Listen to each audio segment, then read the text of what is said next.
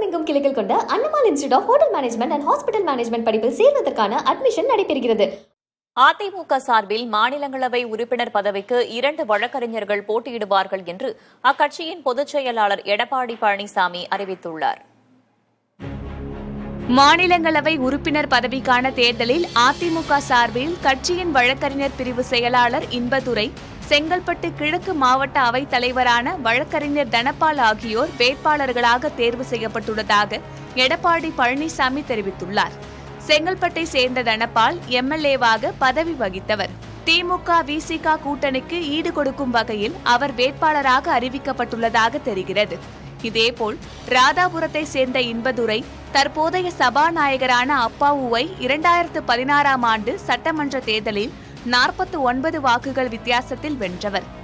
திமுகவில் வழக்கறிஞர் வில்சனை முன்னிறுத்தும் நிலையில் வழக்கறிஞர் இன்பதுரையை அதிமுக முன்னிறுத்துகிறது.